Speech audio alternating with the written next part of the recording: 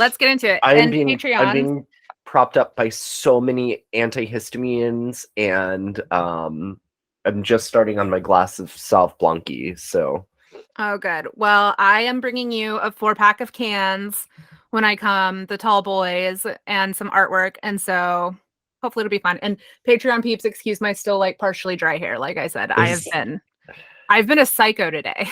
So anyway, um, hello and welcome to Wands and Fronds, the weekly podcast where we cover magic, herbalism, and more. I'm Shannon. and I'm Nick. And we're your co-hosts. So today I'm talking about yellow dock, which is a really clutch plant for digestion, which hi, hello, holiday season. I don't know if anyone else feels it when you're just eating constantly, starting in about November until Right. January 1st. Like what's happening? But it's also like a Jupiterian planet or a Jupiterian plant, which I love. I feel like we don't talk a lot about like stuff associated with Jupiter as far as plants go. Which is so nice kind of at the ass end of Sag season too. Yeah, exactly. Well, and I'm going to be introducing to you. Oh my God. I'm going to be introducing you to Mother, aka Modron, and talking a little bit about fertility magic, but Ooh, not in the way you might be expecting. more to come. That's More a to fun come. tease. But before we get into all of that, Shannon, when did you feel the magic this week?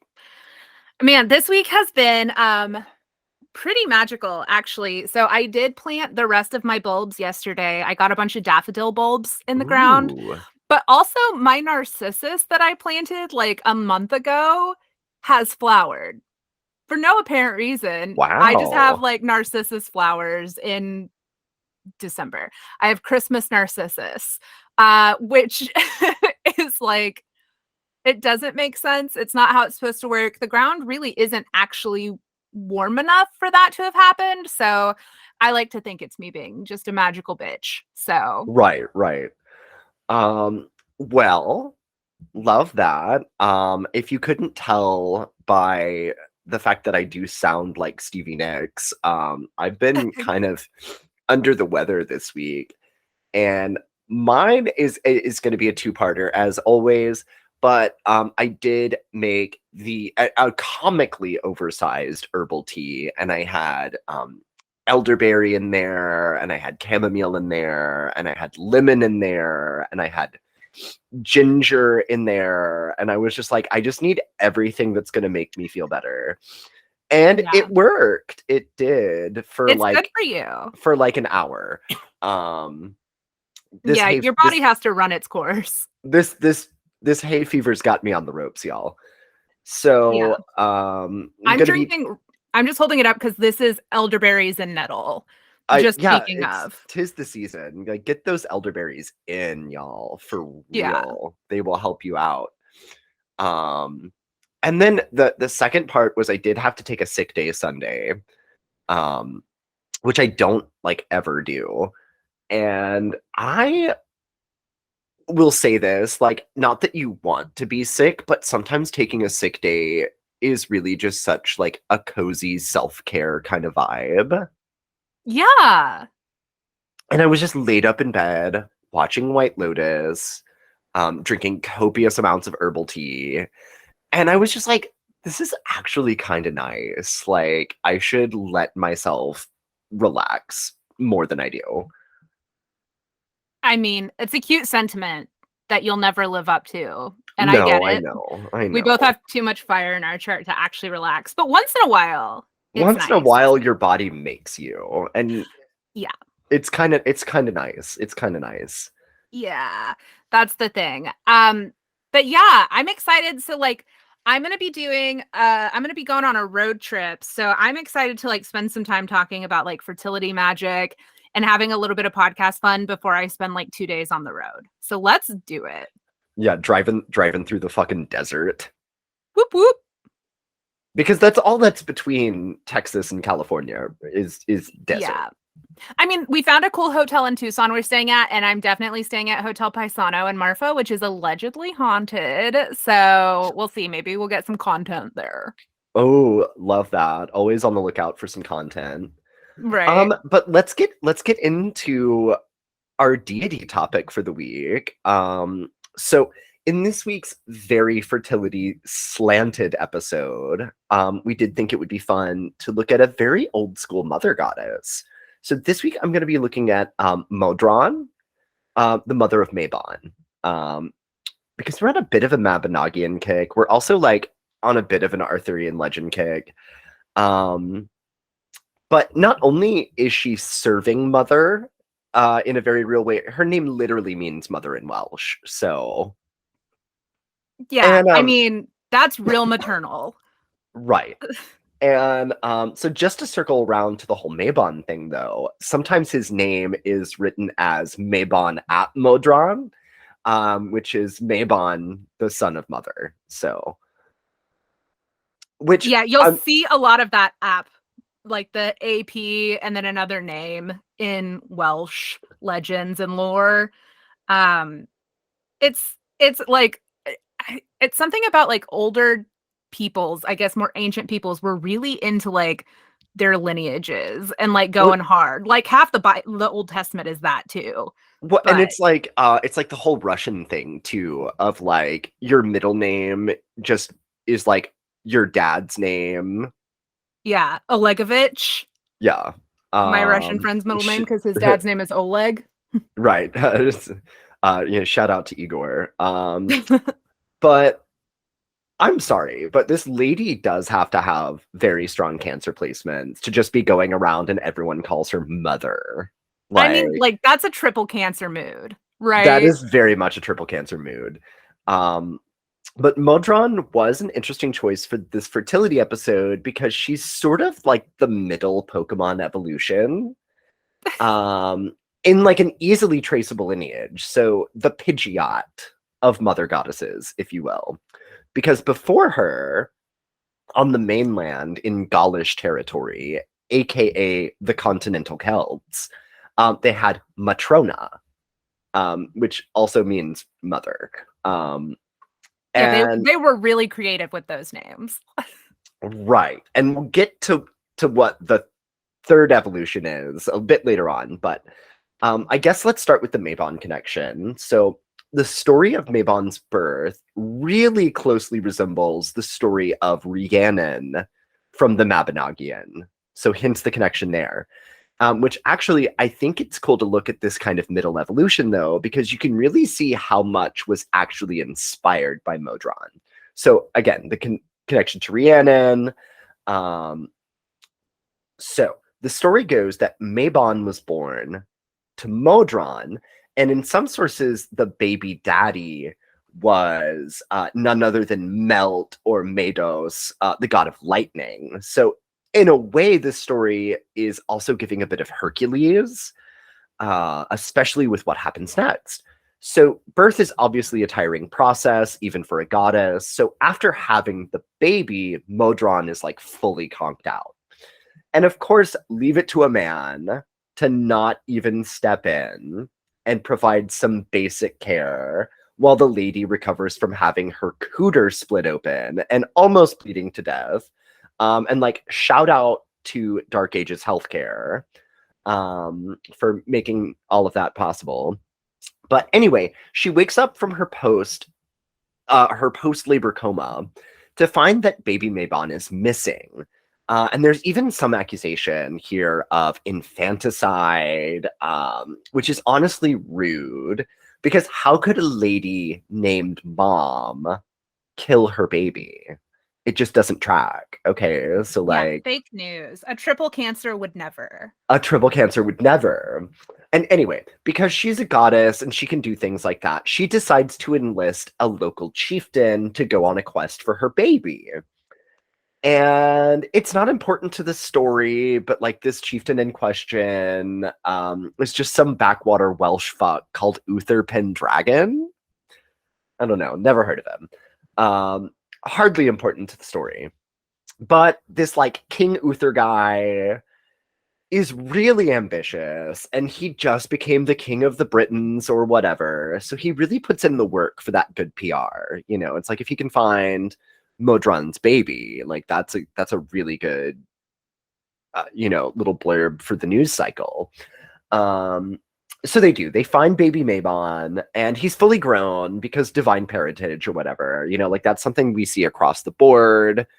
Baby gods grow up really, really fast. That's like part of their whole thing. It's like, yeah, Um, kind of their thing. that's kind of their thing. So they find him, and they did what any Iron Age alpha males would do, and they go on a hunt for an enchanted boar. And they're helped along the way by talking animals. So, like, cool. But Mabon goes on to become part of Uther's court, and Modron sticks around to help out. And this seems to be the origin of Morgan Le Fay in the Arthurian legends that come after this. So this is like a really, really deep cut Arthurian legend. But there is also another Modron story. And so this time it's by the rock hard bard himself, Taliesin. Shout out to our Taliesin episode. Which of course means that it centers around Urien Reged. Another shout out to the Taliesin episode. So in this story, Modron is cursed to be a washerwoman at a ford in a river for all of eternity, unless she can conceive a child with a Christian man. And honestly, having to fuck a Christian man is the real curse, if you ask me. But I'm digressing here. In the story, Urien is there to investigate why dogs freak out and bark a lot at this particular river crossing, which you would think, being a king, he would have bigger fish to fry than like barking dogs, but the poem does not give us a lot of context on this particular matter. So he's out there trying to figure out why the dogs are barking, and he's the king. I mean, I guess, it's good to be a hands-on kind of leader. You would just think like someone else could go check it out. But so he gets to Modron's Bend in the river and finds this beautiful washerwoman like beating clothes on the rocks, because she doesn't have a whirlpool washing machine, because this is the Dark Ages. This is like the 8th century or so. And I guess because he's like a king or whatever, he's just like, hey lady, let's fuck right here in the river. And I'm supposed to figure out why the dogs are freaking out, but now I'm horny. So they do the dirt, and she's like, hey, you wouldn't happen to be Christian, would you? And he's like, oh my god, that's so random. I actually do love Jesus. And she's like, I know it's the Dark Ages and nobody knows anything about human bodies, but I'm like super, super sure that I'm pregnant.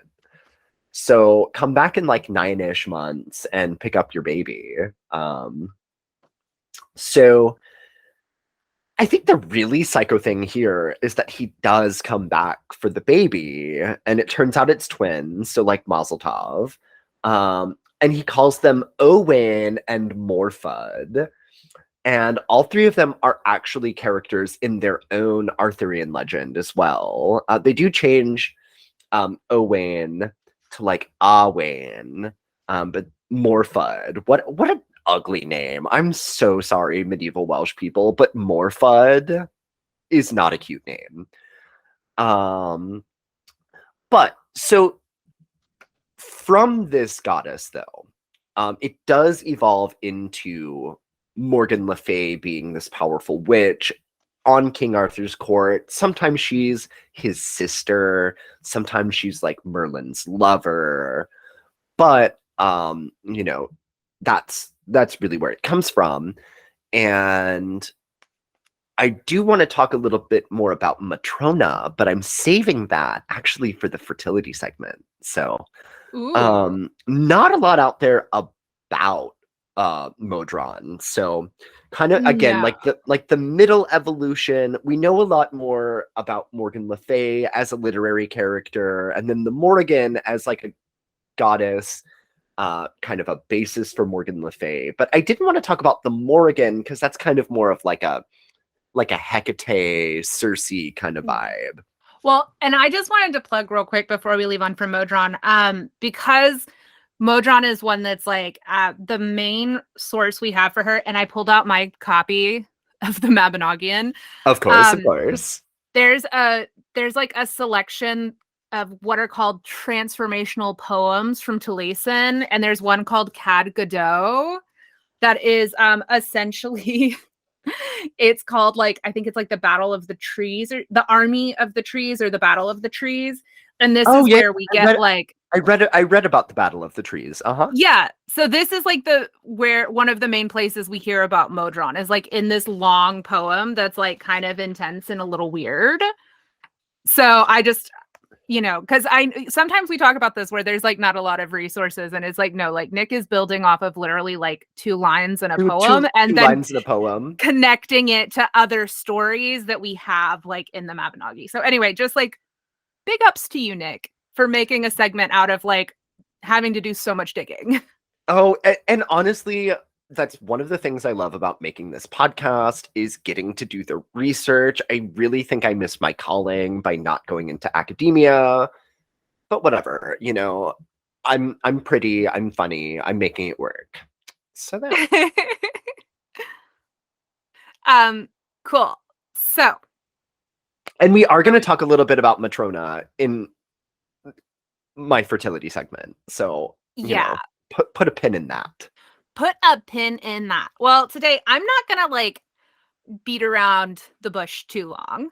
I am talking about yellow dock, otherwise known as dock, curled dock, curly dock, narrow leaf dock, or sour dock. So here I'm a little disappointed in the common names, but they can't all be fun, I guess. So the Latin is Rumex crispus, which honestly, like the Latin name is cooler than any of the common names, which doesn't happen very often.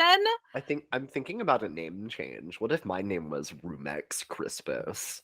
I mean, I feel like you would have to invent a snack line. Yeah, yeah. But that's fine. But wait, so Curly Doc though, and I know we talk about her in almost every episode, but there is a Black Forager episode on TikTok about Curly Doc and things that you can do with it for food. So yeah, you can eat it. Shout out to Alexis. Yeah, you can eat her. So, not Alexis, Curly Doc. So this plant is in the Polygonaceae family, which is the knotweed family. And I was digging through, I don't know that we've actually covered anything else in the knotweed family yet. So, like, breaking new ground 2 years into this podcast, and we can still surprise you. You're welcome. So it's native to Eurasia and Northern Africa, but it's now naturalized around the world, including Australia, South Africa, New Zealand, South America, and North America.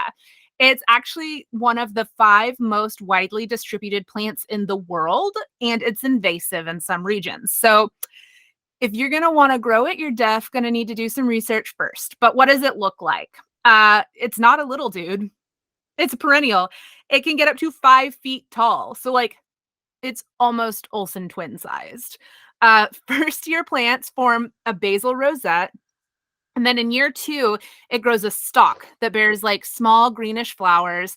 The stems are angular and grooved, and they're usually branched like from the base to the top, with the leaves at the bottom being larger and then getting smaller as you move up the plant.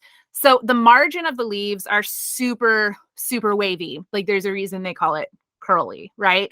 And that's a good way to tell this one apart from other Rumex species because there are at least 25 species of dock in the US alone. So you want to make sure you know what you've got your hands on, right? But the seeds are also produced in these super cute, like winged, papery little heart-shaped husks that are just too cute. So the stalks and the seeds do turn like a really gorgeous rust color in the fall, and they have a carrot-like taproot that can get up to a foot long. I mean, it's not, an impressive 15-foot dandelion taproot, but it can get up to a foot. She'll do. The roots also have an orange-yellow bark, and the inside of it is a brighter yellow hue, like kind of like you know, the yellow carrots and rainbow carrot assortments. It's like that kind of yellow, if that helps. But those yellow roots are another one of the ways that you can actually tell this apart from like other species. And we love a good way to identify which plant you have. Harvesting is always key. Remember, if you're going to harvest roots, you want to harvest them in the autumn because nutrients fall down. But when you're looking to harvest roots for this plant, you're actually going to be waiting until the entire plant changes to that like reddish brown that it turns to in the fall. That's when it's good timed. That's when it's a good time to harvest the roots. But you can also collect the young leaves like right after they unfurl in early spring. You can totally just eat them, like blanch them, eat them raw in salads in small doses. You do want to avoid harvesting the plants when they're too dry, like if you're in a drought, because that can increase the levels of oxalic acid in the plant. Oxalic acid can cause like crystals in your urine and impact things like kidney stones, or if you have gout, it can be a problem. We'll talk about it a little later. I wouldn't panic about oxalic acid, but I'll get into it more at the end of the segment. So this is a plant that grows in waste areas often. It's one of those sort of like frontier plants, right? That it goes out and like if an area is undisturbed for a long period of time after being fucked with, yellow dock will grow there. It's really got a great, ability to sort of like help rejuvenate soils, you know, that taproot. But because of that, you need to be really careful with where you're sourcing it because it can thrive in like not healthy soils. So one of the things you have to be careful with is things like, you know, heavy metal toxicity if it's in like an area that has bad waste. So just like be cautious, like know where you're harvesting things from. We don't want that. So let's talk about the medicinal uses, though. I'm not going to talk about growing it. It's literally invasive in some parts of the country. So give it a Google. But also, this one is like really forageable. So go check out Black Forager. Now, medical uses disclaimer. I'm not a doctor. Nick's not a doctor. This podcast is not intended to treat or diagnose anything. Please always talk to your doctor before starting an herbal regimen. Don't get your medical advice from a podcast, you weirdo. Okay, so this one, like I said, though, has a strong affinity to the digestive system, which, like, literally we could all use right about now. So Dioscorides and Culpeper both used it to treat things like dysentery because it's an astringent. And once the colonists brought it to North America, Native Americans used it for GI issues like diarrhea and, again, dysentery. High Oregon Trail. I was going to say, are we playing Oregon Trail? Yeah, just get you some yellow dock. You'll be good. You can make a decoction of the root, and it's supposed to be really good for your digestion. This plant has those good old bitters, right? We know bitters are great for your digestive system, but it also has this cool like complementary cooling property to it that helps ease inflammation. So a lot of times it's recommended if you have things like stomach ulcers or like ulcerative colitis, because a lot of times when you have digestive issues like that, you can have problems with nutrient absorption. So something like yellow dock can be a good ally, right? Because it can it helps with nutrient absorption. It's been a long day. But it also kind of like soothes. So it can be really good for things like that because you don't want anything too aggressive on the tum if you have stomach ulcers, because then you might do something dramatic like stand up at a dinner with your family and spew blood all over the table. Oh, shout out to Downton Abbey. Which I screamed the first time I saw that episode because I did not expect a blood vomit moment in Downton Abbey. It was absolutely shocking. Yeah, I literally screamed. Anyway, so I do think yellow dock's fun though, because it's useful in cases of both constipation and diarrhea, but stay with me. So the plant has anthraquinone, which gives it like a mild laxative effect, but the astringent qualities can also restrain the bowels. So essentially, lower doses are good for diarrhea, higher doses help with constipation. But again, like work with your herbalist. You also have to look at a lot of things with digestive issues. But since this has been used with the GI system for so long, it makes sense that in modern times they're doing more research on it as a possible treatment for colorectal cancer. And this one is, I mean, I'm really excited about this. Colorectal cancer is one that like kills people very quickly. It's also like very often like not detected until too late. So, you know, y'all take care of yourselves. And you know, I just want to throw in here that my only living grandparent is actually a colorectal cancer survivor. Which is badass. Yeah, That's but so badass. that is some rough treatment, I will tell you. Yeah, it's hard. So the good news here is there was a study that found that a methanol extract of the root had anti-diabetic, anti-cancer, and free radical scavenging properties in vitro. And then they did a study in 2015 where they found that water-soluble compounds from the plant do have anti-cancer activity on human colon cancer cells. And there's like plenty more studies ongoing. There's like a bunch of them that have been happening. And obviously, there needs to be more research to suggest that this could even be like a complementary treatment. But like if you're someone who has a history of colorectal cancer in your family and this doesn't have a contraindication with anything you're on, maybe like add some yellow dock tea to your regimen regularly. You know, I think it's one of those things where like it's really good for your digestion. So if you're someone from a family with a history of colorectal cancer, chances are you probably have some sort of digestive upset just based on genetics, like high IBS. So, you know, just think about maybe adding some of it. So, why are we talking about it in a fertility episode, though? Well, medicinally, it can also help with reproductive complaints. So, it's often used for hormonal imbalances, but specifically hormonal imbalances that are related to things like liver digestion, liver congestion, or like improper digestion of fats. So things like fibrocystic breasts, uterine fibroids, and all sorts of like menstrual issues like amenorrhea, having overly heavy periods. So, you know, and it's also used for things like PMS. And one of the things that I saw it recommended for was to ease menstrual headaches and menstrual related acne. So I perked the fuck up because I am like 31 years old and I still break out on my chin and my jaw the week before my period. It never ends. Like what? There's no justice in this world. Um Oh. Gonna start adding some yellow dock to my fucking regimen. But it's also used for things like chronic pain. It's used for lung health, and it's also used as an alternative, which we've talked some about. Alternatives are like in folk medicine colloquially referred to as like blood cleansers, but that's not really an accurate description of what they do because they actually work more on like your metabolic function. But alternatives are really good for helping your body like basically cleanse itself. But we can't spend all day here. So I wanted to talk a bit about oxalic acid at the end, right? So like because the leaves do contain oxalic acid, you want to be cautious if you're prone to things like kidney stones, gout, and rheumatoid arthritis. But I have to point out, and we've talked about this before, spinach also contains oxalic acid, and most people can tolerate eating some raw spinach or raw yellow dock occasionally. Just don't overdo it. But you can always reduce the oxalic acid in things by like blanching your greens and tossing the water. So like blanch them, give them a little rinse, you know, and it's great if you're someone that has like RA and wants to eat like some greens. That's a good way to do it. You know, like blanch them to get out some of that acid, rinse them, and then you can eat them. Also, cooked greens tend to be easier on the digestive system for people that have IBS diarrhea. So things to keep in mind.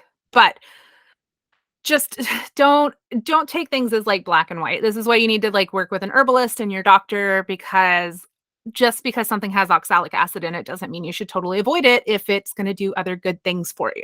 Now, on to the magic. This is a plant, it's associated with the air element, and again, Jupiter. And I love it because Jupiter is such a good one to like bring into the fold when we're talking fertility, right? So the biggest use, I think, for yellow dock is kind of like clearing blockages, right? Because one of the most important things about any sort of like fertility or abundance magic is to like release emotional baggage, to make space for what it is that you're trying to grow and bring into the world. Like, you have to make room for it, right? So that's where I think this like idea of like the expansion of Jupiter, like Yellow Dock is kind of like clearing the road for that expansion, if that makes sense. Oh yeah. Well, and it's like Jupiter, is very much needing that space. Yeah, Jupiter needs big space. It's a I my chart is led by Saturn. So Jupiter is something that I often I feel like it's a planet that I have to work a little more to get my head wrapped around because I have such a Saturnian vibe about me. So I think that working with something like Yellow Dock is also probably really good for people like me that have like struggles when it comes to thinking about this idea of like rapid expansion as a possibility, which is interesting when I get to my fucking tarot scope later, which we'll talk about.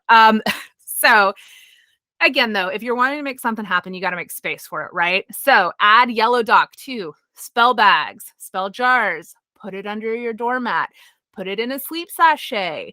You can, my favorite tea recommendation I saw was like a Yellow Dock and chamomile tea, which is like amazing because Yellow Dock is clearing, chamomile's prosperity. Like, that's an amazing 1-2 punch. Again, like, magical teas don't have to be complex. You could do a single herb, but like a Yellow Dock and a chamomile making a tea, that's a spell. There you go. Stir some honey in fucking clockwise and you're good to go. That's a fertility spell right there. You're welcome.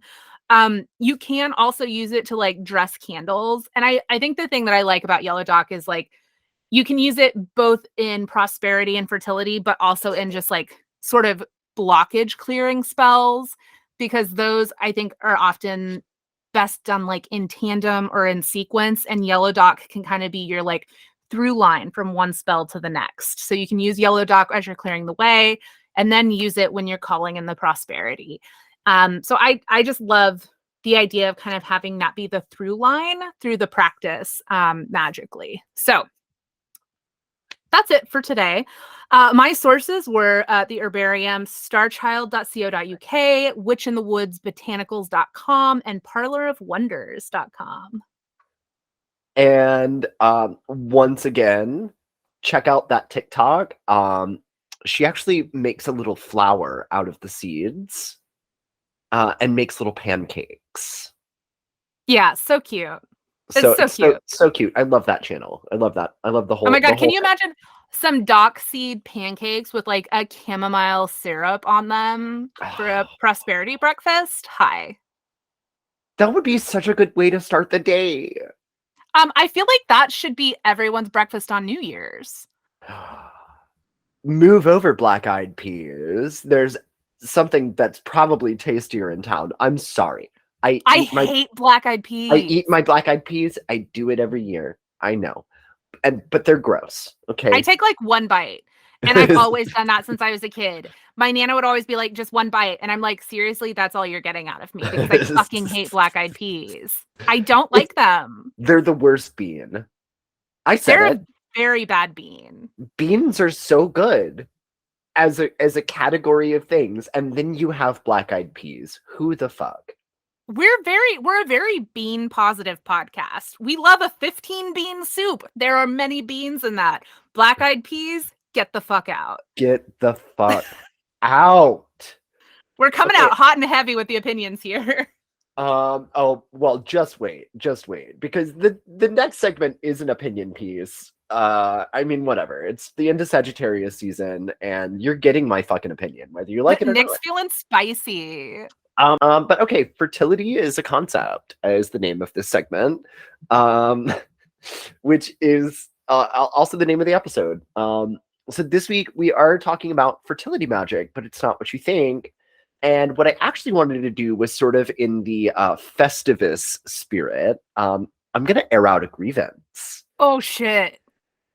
So specifically in regards to like fertility magic, because if you're getting into Wicca or like Celtic revival witchcraft or like really any of the old witchcraft traditions, and I'm looking at Mesopotamia, I'm looking at Egypt, I'm looking at Persia, even if we're looking a little bit later. If we're looking at Italian witchcraft, if we're looking at Greek witchcraft, if we're looking at really any of the major magical traditions in the world, there's just so much shit about fertility magic. And when you look at this stuff, especially with like Wicca and Celtic revival magic, it's like you've probably thought to yourself, who the fuck is this written for? Like farmers, rustic peasant housewives? And these are my thoughts exactly, because there's so much hubbub about fertility. And it's like, hello, I'm gay. And Shannon is a 21st century lady with an adult job and no desires to start a family. And so many witches and witch adjacent people are our kind of people. So why are there so many fucking fertility spells in like every single book about witchcraft? It's mind-boggling, truly. So we wanted to kind of center this discussion around different kinds of fertility, because the idea here is that there's so many spells out there, so many books out there, so many just like ways to be in the craft that center around fertility. And it's like, hello, I'm not a farmer. I don't want to have children. So like disclaimer, disclaimer, disclaimer. I'm not a farmer. Shannon's not a farmer. I mean, it's true. We don't need like 7 children so we have some spares to like work the plow. So we wanted to center this discussion around different kinds of fertility. But before we really dive in, one thing I thought was really neat in my research about Matrona was that they made these little clay statues for your home altar. And which isn't the interesting part. But sometimes she's feeding a baby, and sometimes she's holding like a basket of fruit and vegetables, which, okay, seemingly very on brand for a mother slash fertility goddess, right? There's a third type of statue, though, where she's cuddling a tiny dog. And, like, cute, this dog is a tiny dog. I sent you that video, right? You did. But I do bring this up because even then, they were exploring the concept of fertility versus taking it so literally. And, mother just isn't just for farmers and like rustic peasant housewives. She's for the spinster wine ants, the double income, no kids people, and the queers too. So shout out to Matrona with the tiny dog. This is a tiny dog. This dog is a tiny dog. It's smaller than a regular dog. But that's really the meat of this segment, I feel. So looking at the idea of fertility from that perspective, and really, I do just have to say as well, and absolutely, I'm going to get political for a second, but if you're bringing a child into this dumpster fire of a world, you absolutely need to get a grip on your vanity, honey. They say children are the future. Wrong. There is no future. Why are you doing this? It's like, everyone has kids for vanity. I'm sorry. It's just the fucking truth. But at this point in time, you're really telling me that you are so vain that you really just feel that you need to spread your genes so that someone can live through the climate crisis, World War III, and the seemingly inevitable rise of neo-fascism. Just get a fucking hobby already, people. My God. Pick up embroidery. It's fun. Get a tiny dog. It's a tiny dog. It's smaller than a regular dog. It's smaller than a regular dog. So again, to all the breeders out there, this segment is not for you. Okay, you've done enough. Move on. Move along. Okay. And if you're a farmer, well, we still like you. But also, this segment is not exactly for you either. So, wanted to talk about kind of like alternate things that you can ask for in fertility rituals. And the first thing that came to my mind as like a creative is having like a fertile imagination.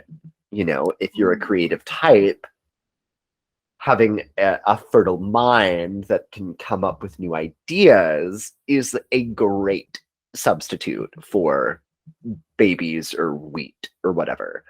Um, Babies or wheat? um, but also, kind of circling back to the doc thing, I think kind of changing the paradigm to be abundance. Because, I mean, in our modern world, again, where we're not farmers or peasant housewives, like, we could still use some abundance, right? Yeah. And not even just financial abundance. And, just kind of circle around to me, it's like I have this really big Jupiter placement. I'm a Sag moon. It's not just money, right? It's like when I went to go see Seek Treatment live, and the guy runs up to me. I'm not a VIP. I didn't even have like a full blown pass. I just got tickets to that one show. This guy runs up to me and he's like, "Oh, hey, there's 2 more seats left on the front row. Do you want them?" Yeah, of course. Of course. Of course I do.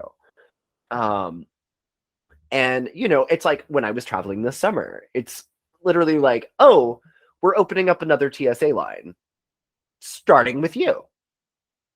Now that's the kind of abundance that I think we could all appreciate. Um, I mean, because money is money, whatever, right? But abundance, it's better. It's better than money, you know. And that's kind of I just feel like, people kind of look at like Wicca and again Celtic revival, witchcraft, and they see all of this fertility bullshit and they're like, "Well, I don't want to have a baby and I don't grow wheat. So is this for me?" And it's like, yes, it's absolutely for you. Just kind of shift the paradigm about what you're asking for. And then it really opens up this whole new world of spells and, incantations and like stuff that you could use. It's already there for you to use. Just kind of switch up the meaning a little bit. And I think, especially this time of year, people really want some abundance. And I also think there's room in the fertility magic conversation for like relationship fertility, like, like you want your friendships to grow, you want your interpersonal relationships to grow. Like, I think certain types of fertility magic could really help there as well. And I mean, it's not just about being fuckable. It's like, you want your relationships to be strong. And I feel like there is that kind of, almost like farming aspect to maintaining friendships and relationships where it's like you do have to put in the work. You have to plant those seeds. You have to, you know, turn over the land every now and then. Like it's not static. And I see a lot of parallels with like interpersonal relationships and kind of like the classical meaning of fertility. And also just to say like there's a kind of like emotional fertility. I think a lot of people in this day and age are emotionally barren, so to speak. And how being able to go deep and do the shadow work. I mean, I think fertility, certain kinds of fertility magic could help you there as well. And it's like it's not just about babies and wheat. So this was really more of just like a really long QWP, but we did just want people to kind of think about like fertility is a concept. It does not mean pushing a baby out of yourself. So, and then you can go back and look at your, witchcraft books from the 70s, and you can use some of these spells for yourself without making it about having a baby. Yeah. So, something to think about, a little opinion piece. And I'm sorry we're keeping it a little short this week. My throat is so sore. No So, worries. Oh, well, on that note, speaking of emotional fertility and the perils of the modern world, I got Virgo today for the tarot scope, which always feels a bit like getting called out. as Sure. Yeah. as a Virgo reading it. And I got the Seven of Earth, which, speaking of hay fever, is represented by oak. Love Um, that. so the Seven of Earth is really all about like slowing down, living in alignment with the seasons, understanding that like it takes time to build legacy, to create something larger than yourself. The Seven of Earth is like a very Saturnian card, which I do love. It's kind of that like slow and steady. And they actually, in my book, there's this great quote. So it's as Texans said on seeing 1,000-year-old oak standing after Hurricane Harvey, you don't get old by being weak. So, Wow. right. Love So that. That that's also feels like a little call out to my Virgo rising, taking one sick day and being like, I should do this more often. Not yeah. not being sick, but like actually taking a day to recharge. Oh my God. Yes. So that's really like, that's the message is like, take a beat. I say, as someone who literally came onto the podcast with wet hair still because I took a crazy fast shower because I've been trying to do laundry and I had new internet installed today and I was trying to prep to leave for like our road trip tomorrow. So I get it. Like, it's really hard. And I think it is this like problem in our culture too, where it's like, it's the winter. Naturally, our bodies want us to slow down. But then it's like the holidays, and in capitalist America, holidays have you, not the other way around. Right, right. Like, you get fucked from like November through January 1. And it's like, no wonder everyone gets so sick. Like, Yeah, really though. take And a beat. and my dumbass, I'm always sick on Christmas, so Oh, not a dumbass. But we will see our Patreon people on Boxing Day. So I'll post the link. Nick and I will figure out the time that we're going to do that because the other times we were looking at, like, both of us wouldn't have been available, and this time we'll be together. So I yeah, think that'll and be, we are doing our live but not live episode next week, so y'all can look forward to that happy reunion. yeah, because we are. I hope you are. I'm Um, I'm actually not. I'd really rather you didn't come over. So, like, I know you'll be in the same city as me, but it's just kind of awk to like come to my house. So, good thing I don't give a fuck, and I'm going to come anyway. okay, well, what do we say to all of the fertile bitches out there? Ooh, to you fertile bitches. Blessed be you fertile bitches. Blessed be fertile bitches. Bye now. Bye-bye. Woo! So, I have some